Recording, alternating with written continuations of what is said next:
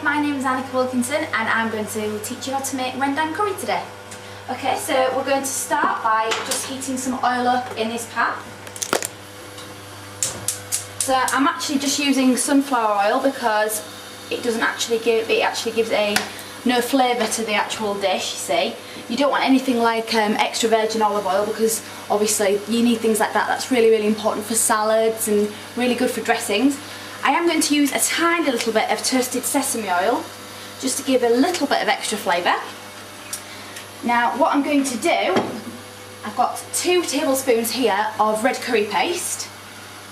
I'm just going to add that into here and cook out the rawness of the actual ingredients. So just pop that there. Meanwhile, while that's heating up, I'm just going to chop up my garlic. I've got some already chopped, so I'll pop that in there.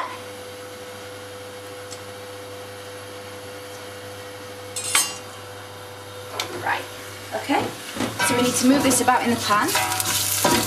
Like I said, this is just going to cook out some of the actual rawness of the ingredients because you've got a lot of garlic in there. You could make your own curry paste yourself if you wanted to, but to be honest with you, you can buy them. They're so good nowadays, you really, really don't need to bother.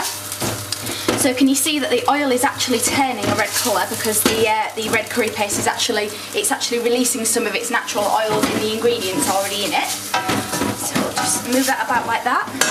Now what we're going to add to that is our beef.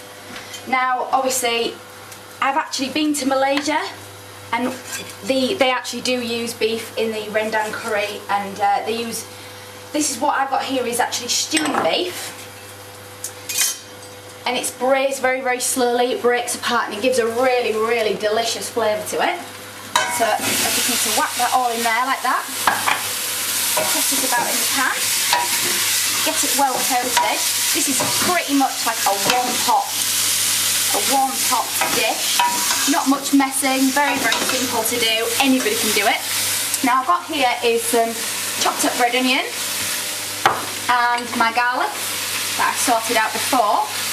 So whack that all in, and what I've got here, I've already broken one already. It's a lemongrass. Just breaking it up like this, just to release some of the natural flavours of it. And also, these are called kaffir lime leaves. Just give this a quick stir and turn the heat down. Right, these are actually called kaffir lime leaves. They actually come in couples like this. Usually you can chop them up, but to be honest with you, it's a stew. Don't bother. Just break it, just like that, all in. And last ingredient for now is just some brown sugar.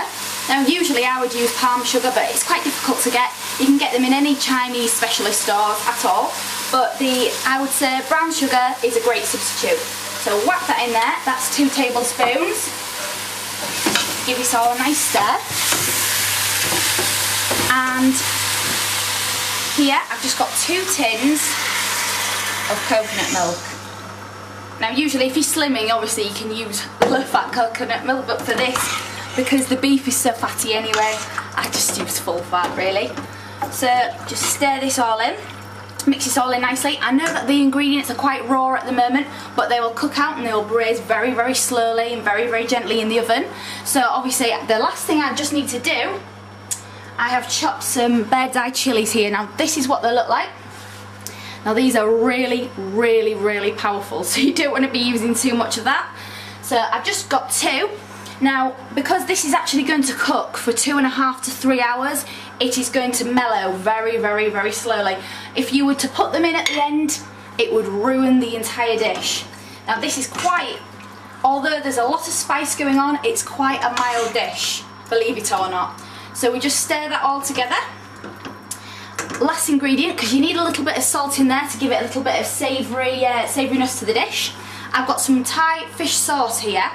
Now this is one of my favourite ingredients is.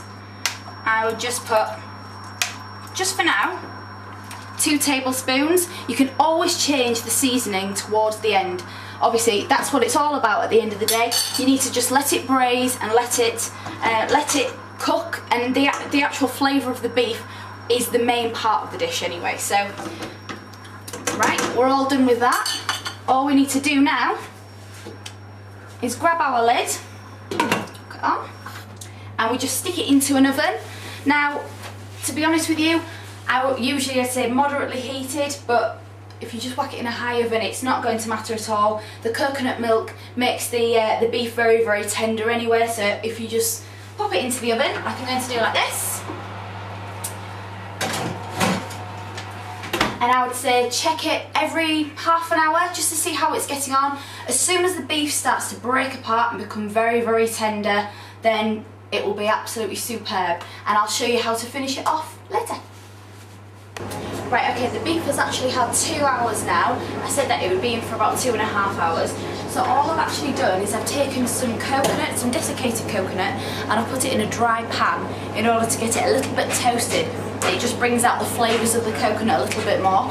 I'm just going to add this into the beef and then just let it cook for the last half hour. It will actually soak up some of the sauce, so this is quite a reasonably dry curry, but it will give it a really, really fantastic flavour, a little bit of nuttiness as well. So, I'm just going to take the curry out now.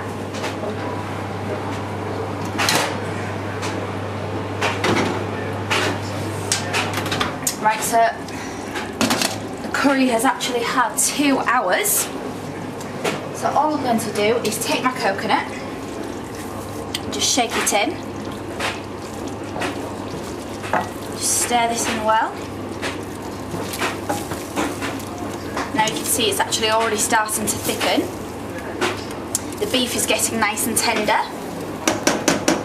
So all I need to do, pop my lid back on, and then this will cook for the last half hour. And the coconut will bulk up a little bit, soak up some of that sauce, and you'll be left with a really, really fantastic curry. Right, okay, so the beef has had half an hour along with the toasted desiccated coconut. So I'm now going to take it out and see if it's ready.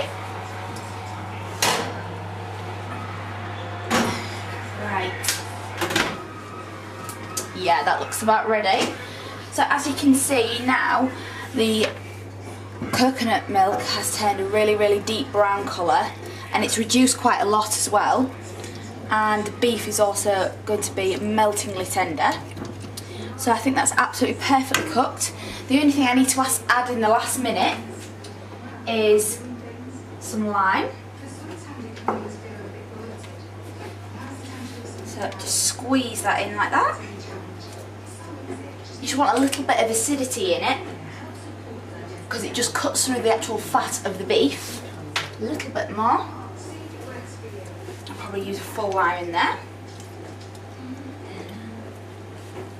So pop that back in there. Give it a stir.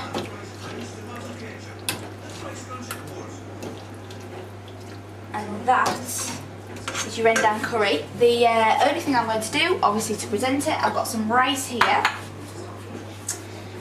Get a spoonful of our delicious curry.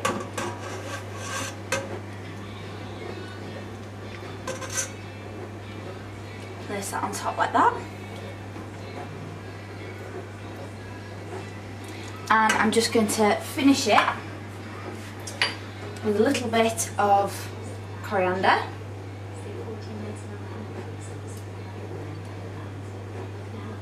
Some fresh chilies, just in the middle, just to give it a little bit of spike. Some chopped spring onions, and I saved some of the toasted desiccated coconut, and a little wedge of lime. And that is my beef rendang curry.